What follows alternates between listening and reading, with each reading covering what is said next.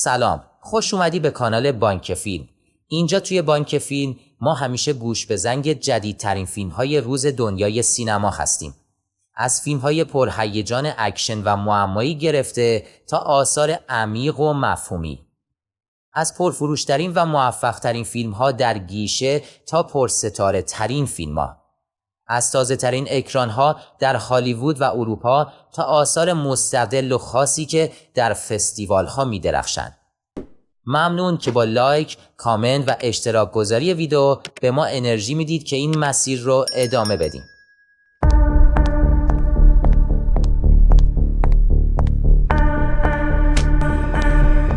Honey, right? Love those click-clacking heels. امروز قراره درباره یکی از جنجالی ترین و شاید عجیب ترین فیلم های سال 2025 حرف بزنیم. هانی دونت. این فیلم جدیدترین اثر ایتان کوئن، یکی از کارگردانهای معروف برادران کوئن هست که این بار بدون برادرش جوئل کارگردانی کرده. اگر فیلم درایو اوی دالز رو دیده باشید حتما با فضای خاص و کمدی های سیاه ایتان کوئن آشنا هستید. این فیلم جدید هم همون فضا رو داره، اما این بار به جای جاده و سفر وارد دنیای نئون نوار و کاراگاهی شده. داستان فیلم در شهر خشک و خاکی بیکرزفیلد کالیفرنیا اتفاق میافته. فضای فیلم یه جورایی شبیه به فیلم‌های تارانتینو هست، با ماشین‌های کانورتیبل و حس و حال سینمای دهه 90 میلادی. و تمرکز اصلیش روی یک کاراگاه خصوصی به اسم هانی اودونا هست. هانی دونت یک فیلم کمدی سیاه و نئونوار کاراگاهیه که ایتن کوئن فیلمنامش رو با همسرش تریشا کوک نوشته. این فیلم دومین قسمت از چیزیه که خودشون بهش میگند سگانه فیلم‌های درجه B لزبیان. قسمت اولش درایو اوی دالز سال 2024 اکران شد و ظاهراً یه قسمت سوم به اسم گو بیورز هم در راهه. فیلم با یک صحنه عجیب شروع میشه. دختری به اسم شر سر یک صحنه تصادف حاضر میشه. به جای اینکه کمک کنه شروع میکنه به چک کردن نبض زن مصدوم، ولی ناگهان چشمش به یک انگشتر میافته و انگشتر رو میدزده. روی انگشتر یک نماد عجیب حک شده که یادآور نمادهای فرقه‌ایه. این شروع کاملا ذهن شما رو درگیر میکنه و سوالای زیادی در مورد هویت این دختر و انگیزش به وجود میاره. از طرف دیگه با شخصیت اصلی فیلم یعنی هانی با بازی مارگرت کوالی آشنا میشیم. هانی یک کاراگاه خصوصی قوی و باهوشه که همیشه تو این شهر خاک گرفته لباسهای قرمز شیک با شلوارهای کاترین هپبرن وار میپوشه و کلا یک کاراکتر خیلی خاصه. اون همون اول صبح برای بررسی یک صحنه جرم احضار میشه. اونجا با کارآگاه جنایی مارتی ملاقات میکنه. مارتی مدام سعی میکنه با هانی لاس بزنه، در حالی که هانی بارها بهش میگه یک لزبین هست و علاقه به مردها نداره. هانی به محض رسیدن راننده فوت شده رو میشناسه، میا نوواتنی. بعد هانی به یک بار نزدیک میره و از صاحب بار گری درباره میا که قبلا اونجا کار میکرده میپرسه. گری میگه که اون سر کار نیومده. هانی میگه که میا یه روز با او تماس گرفته و اصرار داشته که برای چیزی به کمک نیاز داره و پلیس به دردش نخورده. قرار بوده در اون بار همدیگر رو ببینن و بعداً جسدش پیدا شده. Honey O'Donoghue, to what do we owe the honor? Can you tell me about this woman, Mia Novotny?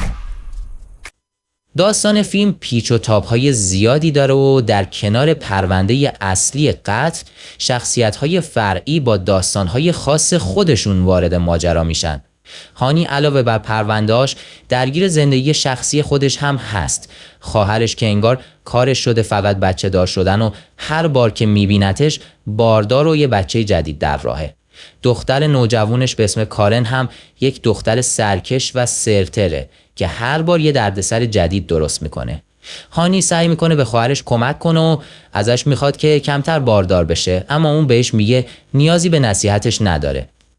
از طرفی با یک شخصیت مهم دیگه به اسم درو آشنا میشیم. درو رهبر یک فرقه مذهبی به اسم معبد چهارراهه. اون یک آدم کاریزماتیک و در عین حال بیرحم و بی‌تفاوته. اون طوری برخورد میکنه که انگار حرفش حرف خداست و کسی نباید در موردش سوالی بپرسه. هانی با مارتی ملاقات میکنه تا آدرس میا، زنی که در تصادف کشته شده رو بگیره. اما اون همچنان سعی میکنه دل هانی رو به دست بیاره که هانی بیخیال میشه و میره سراغ افسر زنی به نام MG فالکونه. MG که آبری پلازا نقشش رو بازی میکنه مجذوب هانی شده. هانی از برای ملاقات با MJ به یک بار میره. اونها اول درباره پرونده حرف میزنن، اما مکالمهشون خیلی زود شخصی و احساسی میشه. کم کم فضا عاشقانه میشه و زیر میز یه سری اتفاقات میفته که چشم مسئولین رو میگیره و با یه اخطار خشک و خالی مجبور میشن از اونجا بزنن بیرون. بعد به خونه MJ میره و شب رو با هم میگذرونن. رابطه اونها با کشش عاطفی و جنسی شروع میشه و کم کم به صمیمیت میرسه. از اینجا به بعد اسپویله. اگه نمیخواین بدونید چی میشه، از نوار پایین برید روی بخش بدون اسپویل.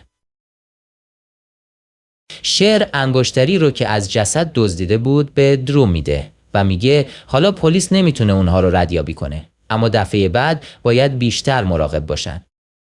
از اون طرف هانی که آدرس خونه میا رو از MG گرفته بوده به اونجا میره و با پدر و مادر میا صحبت میکنه و وارد اتاق میا میشه. در نگاه اول همه چیز عادی به نظر میرسه. چند تا کتاب خودیاری که چیز عجیبی نیستن. اما بعد از اون یک سرنخ عجیب و غیر منتظره پیدا میکنه.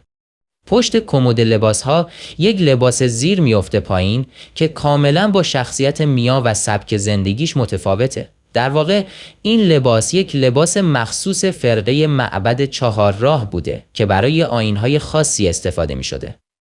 هانی که حالا میدونه میا در این فرقه عضویت داشته، متوجه میشه که اون یک زندگی پنهونی داشته که حتی از خانواده‌اش هم مخفی نگه داشته. اما درو برخلاف ظاهر موجهش از کلیساش برای فروش مواد مخدر برای قاچاقچیای مرموز استفاده میکنه. در ادامه هانی متوجه میشه که قتل میا اصلاً یک تصادف نبوده و اون چندین بار با چاقو ضربه خورده. در همین حین یک جسد دیگه هم پیدا میشه که اون هم با فرقه درو ارتباط داره. هانی به فرقه شک میکنه و سعی میکنه درو رو بازجویی کنه. هانی شروع به بازجویی از درو میکنه، اما اون مدام تفره میره و از اون میخواد که باهاش بیرون قرار بگذاره. هانی صبر خودش رو از دست میده و میگه درو پشت دین پنهون شده و از زنهای جوان به اسم خدا سوء استفاده میکنه. اما او انکار میکنه و میگه این راهی برای کمک به اونهاست و میتونه به هانی هم کمک کنه. در ادامه هانی و MJ در حال گپ زدن هستن و هانی میگه به تازگی از یک رابطه خارج شده. MJ میگه پدرش همیشه او رو در کودکی کتک میزده و به محض بزرگ شدن از خونه فرار کرده. در ادامه هانی متوجه میشه که خواهرزادش کورین هم گم شده. اون به سراغ دوست پسر کورین میره و ازش بازجویی میکنه، ولی میفهمه که 2 روزه که از اون خبری نداشته. هانی ناامید نمیشه و همه شهر رو دنبال کورین میگرده. در یکی از این جستجوها هانی متوجه میشه که فرقه مذهبی درو افراد آسیب پذیر رو جذب میکنن و اونها رو شستشوی مغزی میدن. شر با درو رابطه برقرار میکنه و بعد به رابطهشون پایان میده و درو رو تو تخت خوابش میکشه. هانی دقیقاً در همون لحظه اونجا حضور داره و صدای شلیک گلوله رو میشنوه. او جلو میره، اما قبل از اینکه بتونه اقدامی انجام بده شر رو میبینه که از اونجا فرار میکنه. هانی به سراغ مارتی میره و از اون میخواد کلیسا رو بررسی کنه چون صدای شلیک گلوله شنیده. اما مارتی میگه بدون مدرک کافی نمیتونه از فردی که خدا خطاب میشه بازجویی کنه. هانی میگه خواهرزادش ناپدید شده، اما با دیدن بی‌علاقگی مارتی اونجا رو ترک میکنه. او سعی میکنه MJ رو پیدا کند، اما یه افسر دیگه میگه که به سر کار نیومده. هانی برای ملاقات با MJ به خونهش میره، اما خونه خالی و متروکه به نظر میرسه. هانی وارد میشه و سرنخهایی مثل عکس‌ها و سالنامه MJ با پیام‌های مذهبی پیدا میکنه. MJ سر میرسه و هانی ازش درباره خواهرزادش کورین میپرسه. MJ رفتارش عوض میشه و با عصبانیت به هانی میگه که داره قضاوتش میکنه.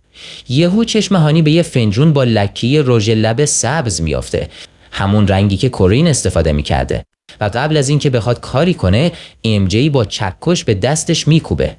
با هم درگیر میشن و ام جی اعتراف میکنه که تمام اون زنها رو کشته چون خودش هم توسط اونها آزار دیده. بعد با چاقو به هانی حمله میکنه و میگه حتی پدرش رو هم کشته. هانی با یک کتری به صورت ام جی میکوبه اما ام جی دوباره بلند میشه. هانی که اسلحه ام جی رو برداشته بهش شلیک میکنه و اونو میکشه. هانی به خاطر از دست دادن خون زیاد غش میکنه. توی آمبولانس به هوش میاد و میبینه که کورین هم نجات پیدا کرده. بعدن میفهمه که پلیس تمام قتل‌ها رو به ام جی رفت داده و پرونده حل شده. در آخر هانی در حال رانندگی چشمش به شیر همون زن فرانسوی میفته که درو را کشته. اونا به هم یه لبخند میزنن و به نظر میاد که قراره با هم خوش بگذرونن و داستان اینجوری تموم میشه. Action. Duty. Submission. There is no higher service. این پایان باز و غیر منتظره همه چیز رو زیر سوال میبره و ذهن مخاطب رو درگیر میکنه و به سوالاتش جواب نمیده و شاید هم نشون میده که چرخه خشونت و فساد در این شهر ادامه داره و حتی خود هانی هم حالا بخشی از این دنیای تاریک شده. فیلم با این پایان بندی مبهم و باز نظر منتقدها و تماشاچی‌ها رو به دو دسته تقسیم کرده. بعضی فیلم رو یک اثر سرگرم کننده و بی قید و بند میدونن که به هیچ چیز جز لذت بردن از لحظه فکر نمیکنه، در حالی که عده دیگه معتقدن فیلمنامه ضعیفه و داستان انسجام لازم رو نداره. اما منتقدانی که فیلم رو کوبیدن معمولاً مشکل اصلی رو فیلمنامه میدونن. کلماتی مثل نامنظم، پراکنده، بی هدف و شلخته بارها تو نقدها تکرار شده. میگن داستان پر از شاخه‌هاییه که هیچ وقت به درستی بسته نمیشن و شخصیت‌های فرعی هم عمق پیدا نمی‌کنن. یکی از منتقدها گفته بود این فیلم یک ژانر کاملا جدید و به سینما اضافه کرده، نوار لزبین. به نظر برخی منتقدین فیلم هانی دونت بیشتر یک بیانیه سیاسی ایتن کوهن کارگردان فیلمه. اونها معتقدن که کوهن از این اثر برای ابراز خشم خود نسبت به مسیحیان محافظه‌کار و حامیان ترامپ استفاده کرده. به طور خاص شخصیت کشیش درو که فردی شیاد و قاچاقچی مواد مخدره به عنوان تصویر منفی از مذهب و مسیحیت به نمایش گذاشته شده. علاوه بر این صحنه‌ای که هانی یک برچسب با شعار فمینیستی من واژن دارم و رأی میدهم رو روی برچسب عظمت رو به آمریکا بازگردانیم Make America Great Again، یعنی همون شعار کمپین انتخاباتی دونالد ترامپ، در یک کامیون میچسبونه، به وضوح نشان دهنده موضع سیاسی فیلمه. Only when we submit to the will of God do we serve him. با اکران هانی دونت بحث جدایی برادران کوین دوباره داغ شد. عده‌ای معتقدن که ایتن با این دو فیلم آخرش سراغ یک جنس کمدی سبکتر و شاید سطحی‌تر رفته، در حالی که جوئل با مکبث مسیر جدی‌تر و هنری‌تری رو در پیش گرفته. در مورد مارگارت کوالی تقریباً همه منتقدها و تماشاگرها نظر مثبتی دارن. حتی اونایی که فیلم رو دوست نداشتن هم میگن کوالی فوق‌العاده است برای شخصیت هانی. یک کاراگاه استثنایی با اون کفش‌های پاشنه بلند صدادارش که هم سرسخته هم جذابه و با اعتماد به نفسش پرونده ها رو جلو میبره. در نهایت هانی دونت یک فیلم بحث برانگیزه، یک کمدی سیاه نئونوار که میخواد متفاوت و سرگرم کننده باشه، اما فیلمنامه و انسجام داستانیش از نظر خیلی‌ها ضعیفه.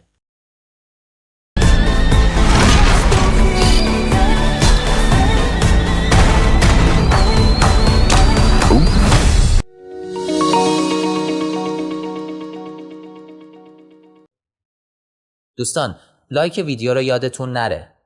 اینجا قرار ماجراجویی کنیم در دنیای فیلم ها و سریال ها، از آثار تحسین شده گرفته تا داستان هایی که از کتاب های پرفروش الهام گرفتن، از درام، جنایی، جنگی، علمی تخیلی و ژانر وحشت گرفته تا عاشقانه و کمدی.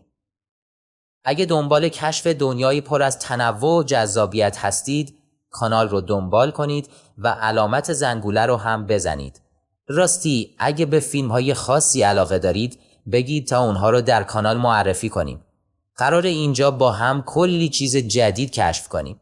برای ارتباط با ما هم میتونید به کانال تلگرام یا ایمیلی که در بخش توضیحات قرار داره پیام بفرستید. با همراهی بانک فیلم همیشه منتظر یه سورپرایز جدید از دنیای سینما باشید.